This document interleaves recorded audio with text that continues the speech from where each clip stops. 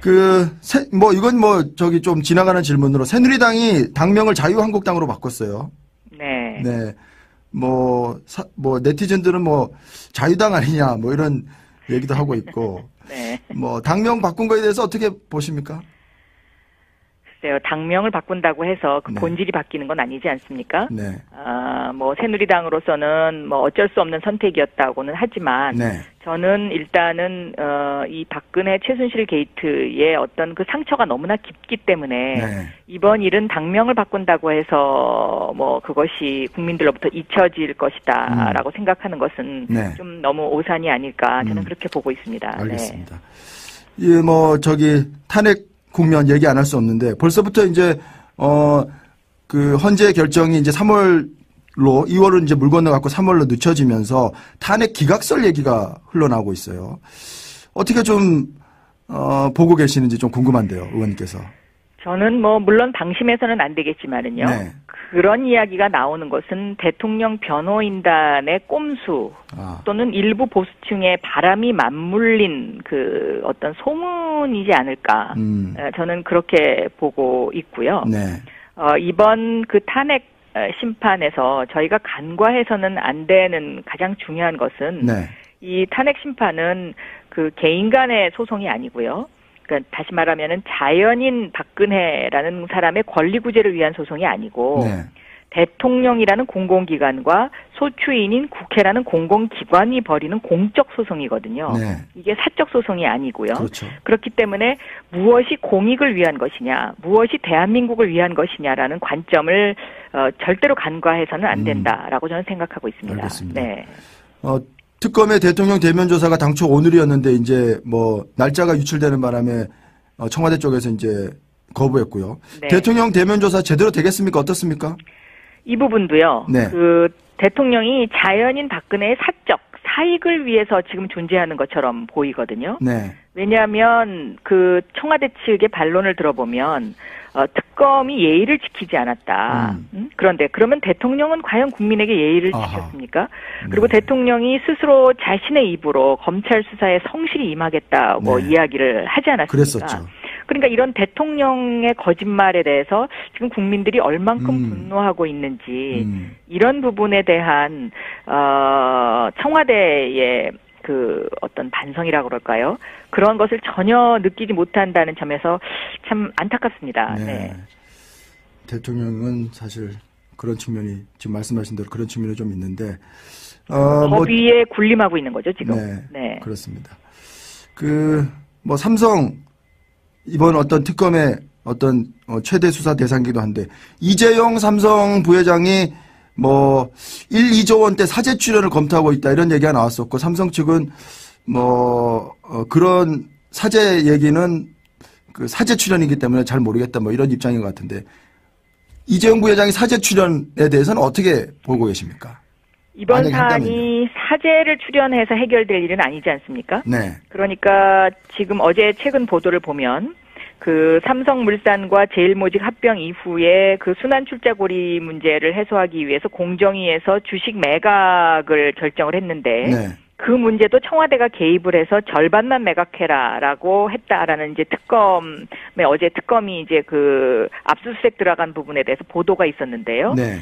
이렇게 공정이라든가 금융위에까지 이런 어떤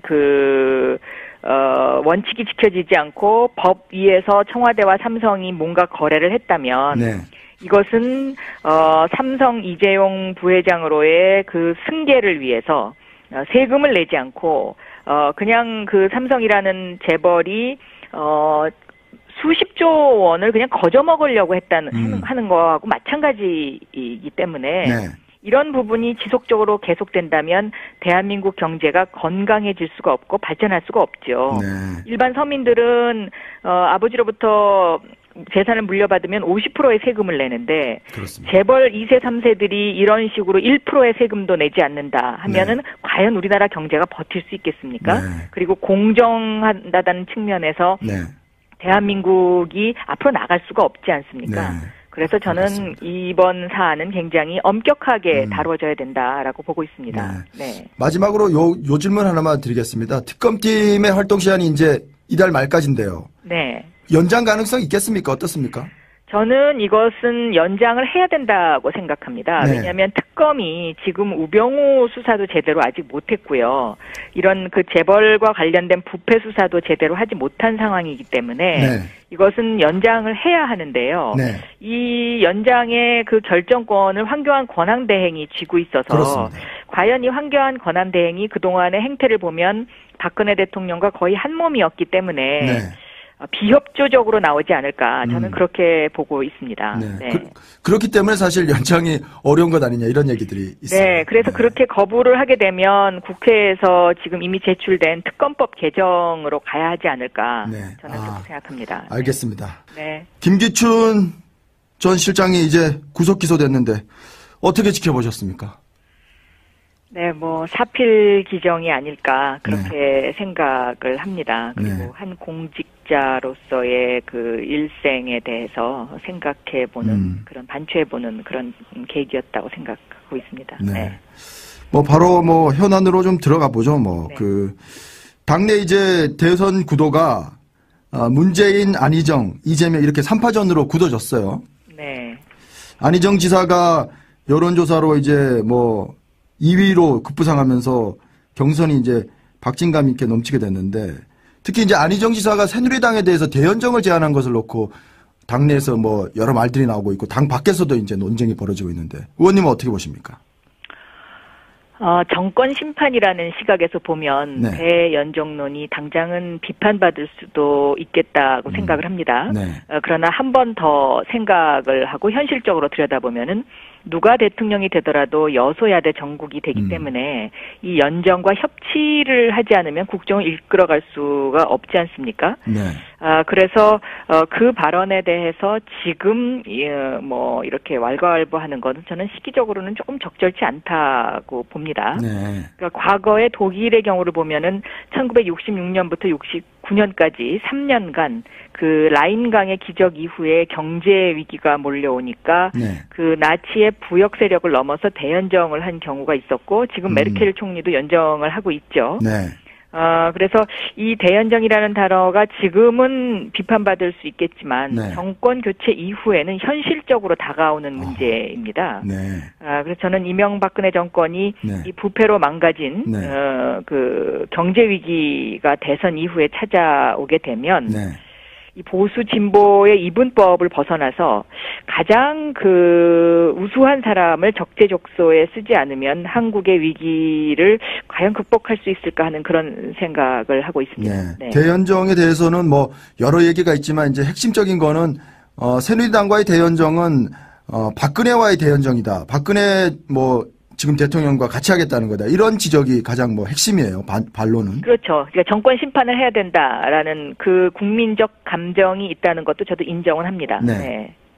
그럼에도 불구하고 이제 대연정은 정권이 어떻게든 이제 대선이 끝나고 난 뒤에 불가피하게 이루어질 것이다. 이렇게 보시는 거군요. 협치가 불가피하지 않나 싶습니다. 협치가요? 그런데 이제 그 당시 이제 그 이후에 뭐 그 이후 상황이라서 지금 뭐 구체적으로 말씀드리기는 조금 그렇습니다만은 어쨌든 최고의 전문가를 찾아야 되지 않을까. 네. 왜냐하면 한국도 이제 경제 위기라는 그런데 직면하게 될 것으로 보입니다. 네. 이명박근혜 정권이 너무 부패했었기 때문에요. 네. 네. 뭐 어쨌든 그 의원님께서는 안희정 지사의 이런 대연정론 조금 긍정적으로 평가하시고 계시다 이렇게 봐도 되겠군요. 지금 지나치게 비판하는 것은 옳지 않다. 저는 그렇게 생각합니다. 네. 뭐 당내에서는 여러 이제 대선 토론 또는 뭐 대선 이슈 이런 것들 놓고 이제 조금씩 이제 불이 붙고 있는데 사법시험 부활을 놓고도 이제 주자들 간에 의견이 엇갈려요. 문재인 전 대표는 뭐 로스쿨이 이미 시행됐고 있기 때문에 사법시험 부활이 어렵다는 입장이고 이재명 성남시장은 계층 이동에 새로운 기회를 부여한다는 점에서 사법시험 존치해야 된다 이런 주장인데 이 부분에 대해서는 어떻게 생각하십니까? 저는 이 부분에 대해서는 제가 법사위 간사 법사위원장 시절에 이미 의견을 여러 차례 피력을 했었는데요. 네. 이 로스쿨 제도라는 것이 미국으로부터 도입한 것이지 않습니까? 네.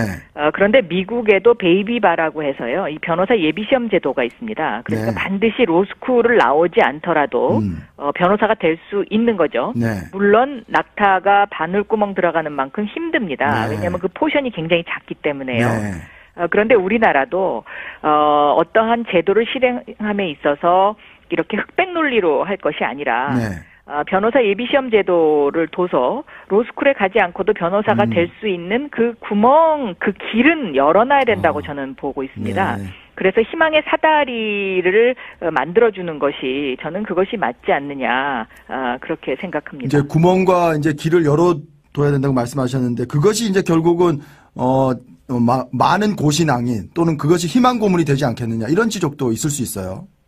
그러나 그런 어떤 그 젊은이들의 희망을 꺾는 것보다는요. 네. 저는 어떤 그런 희망을 주는 것이 사회적으로 더 큰 포용적 그 성장을 이룰 수 있다라고 저는 보고 있는 것이죠. 네. 네.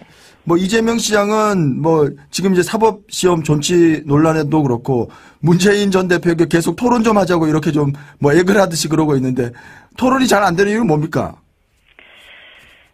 글쎄요, 제가 그 사정은 잘 모르겠습니다. 아, 그렇습니까? 토론은 뭐 앞으로 있겠죠. 네. 네, 네. 뭐 문재인 전 대표가 토론을 자꾸 피한다는 그런 어떤 뭐 얘기를 자꾸 하고 있어서 말이죠. 네, 제가 그거는 정확하게 모르겠습니다. 네. 뭐 아까 안희정 지사 얘기가 나와서 요거 하나 좀 여쭤보고 싶은데 안희정 지사가 최근에 이제 김종인 의원이죠. 네. 김종인 의원에게 4차례 만나서 경제 정책에 어떤 정권을 드리겠다 이러면서 이제 뭐 러브콜 아닌 러브콜을 보냈는데 김종인 전 대표는 뭐 탈당 없다. 뭐 예전에 이제 순교하겠다 이런 말씀하시다가 이제 탈당 없다 이렇게 안에서 뭘 도모하시는 분위기인데 어떻게 안희정 지사와 이렇게 좀 어떤 그런 뭐 좋은 관계 또는 뭐 지원하는 관계 이렇게 갈 수 있을까요? 어떻습니까? 저는 이제 탄핵 이후에 전국의 이슈가 네. 경제로 옮아간다고 보고 있습니다. 네. 그런 면에서 지금 대한민국의 이런 어떤 경제 위기를 극복할 수 있는 사람이 과연 누구이냐의 관점에서 보면 네. 안희정 지사가 김종인 전 대표에게 그러한 그 의견을 피력한 것은 굉장히 잘한 일이다라고 저는 생각하고 네. 있습니다. 예. 김종인 전 대표가 어떻게 화답을 할까요? 그것은 뭐 독일 출장을 다녀온 이후에 본인께서 의견을 피력한다고 하셨으니까 네. 그때까지 한번 기다려 보시는 게 좋지 않을까 생각하는데요. 네. 의원님께서 이제 김종인 전 대표가 조금 친밀한 관계라서 네, 제가 혹시 의중을 좀 알고 있지 않을까 해서 여쭤본 겁니다. 네.